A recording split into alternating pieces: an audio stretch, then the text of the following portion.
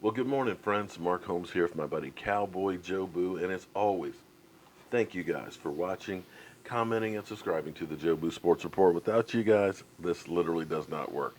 And thank you for joining into this morning's edition of Don't Sleep on the Dallas Cowboys, where you literally can't sleep on the Cowboys. Things happen late in the evening, late at night, first thing in the morning, so you want to make sure you don't miss anything and want to make sure that you are a well kept up Dallas Cowboy fan. Well, here we are, 74 days, 8 hours, and 52 seconds away from the kickoff of the 2018 season against the Carolina Panthers. Less than a month away from training camp open. And this is hard because this is that time of year, like I always say, that teams are holding their breath, that they are not finding out anything about their players, that they're not getting in any trouble, that they're focusing in on the season that's upcoming. So far, our team guys seem to be pretty much focused and ready to rock and roll, and hopefully it stays that way. Now, here's a great tad bit for all you out there.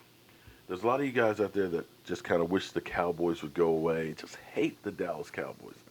The fact that I am a nobody here that can have a YouTube channel that has literally so many haters out there. You know, you expect to have Eagle ones, of course, because they just won the Super Bowl, but to have ones that are Fear the Giant, like you guys have done anything in a while, and the fact that I even got Atlanta Falcons, who let those guys out, is a testament to the power of the Dallas Cowboys. Either you love them or you hate them. And a poll has been done and a ranking. And of course, the Dallas Cowboys are number one in fandom. No surprise there. They're the most popular team. They're the most uh, well funded team because we spend our money on the Cowboys, and you can take a look around here, and you know, Jerry, you got a good chunk of my change as well. So, shout out to all of us Cowboy fans, and let's see if we can keep them number one. Just imagine how popular we would be if we won a Super Bowl again. It probably would break all kinds of records. So, conspiracy theorists, it might be a good idea for the Dallas Cowboys to win a Super Bowl if you really want to make a boatload of money. But hey, what do I know? Other than that, we got Dak Prescott, who talks about the leadership void of Jason Witten, the security blanket for him and Tony Romo, being gone, and hopes that people will be able to step into the shadows. You can't really replace a Jason Witten. You just can't. A guy who literally played with a lacerated spleen and had to sign a waiver basically saying if you die on the field, your family can't sue us. A guy who played with his mouth wired shut. A guy who, whenever there was a confrontation with somebody on the team, you'd always see him right there. The guy to kind of break things up, try and make calmer heads prevail. And so there is that leadership void that's there. But you're seeing guys that are beginning to take more and more of a role. You're seeing a Zeke Elliott who, you know, Mr. Let's throw M&Ms at Dak while he's doing an interview his rookie year. And it was kind of like the Gronk, the party guy, has changed. He's become more of a guy who's getting more vocal. He's definitely hungry. He was starving last year. After last year, and I believe he wants to do great things. And I think he's coming out with the vengeance. You know, we'll see what happens on the field, but definitely for him not to make 1,000 yards last season, I think that literally hurt him. Because when you look at careers, you want to be able to go through and say, okay, check this off. 1,000 yards every season you were there. Boom. Uh, FedEx ground leader. Boom. Super Bowl champion.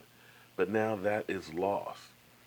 So I believe that he is going to be out there to make amends, to make this season incredible, to start trying to break some records as well as succeed on the field as a team.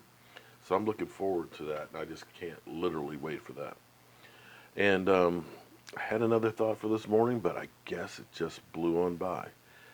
The good news for us is there's not a whole lot to talk about. I like it that way. I don't want a whole lot of rigmarole going on with our team where we're, you know, investigating bodies found in the basement, so to speak. Now, we do have Dak Prescott, who has changed agents because he knows that the next contract is going to be crucial. And he's gone from the hometown guys that, you know, nobody really was looking for Dak Prescott to be this agent because he didn't look like to be a first or second, third round draft pick. Now, all of a sudden, he's with CAA, which is the big hitters in the NFL as far as agency goes. So, you know, I expect Dak Prescott to have a great year because this is really a contract year. And not only that, I believe in Dak Prescott, and I think he's going to do fantastic. And one last note, um, the Cowboys are still interested in Earl Thomas. Seattle right now is not interested in doing something with him. And people close to Thomas say they believe he will break his holdout um, the end of July and come in. Now, that doesn't preclude Seattle from wanting to still move him. Don't know if that will, but there's rumors out there that there are other teams that are also interested in Earl Thomas. So, right now, holding pattern, just have to wait and see where it goes from here. But the Cowboys are still definitely interested. Other than that, guys, we got 74 days, 7 hours, 54 minutes, and 48 seconds until the kickoff of the 2018 season. I'm Mark Holmes. This is Cowboy Joe Boo, and we will see you guys later.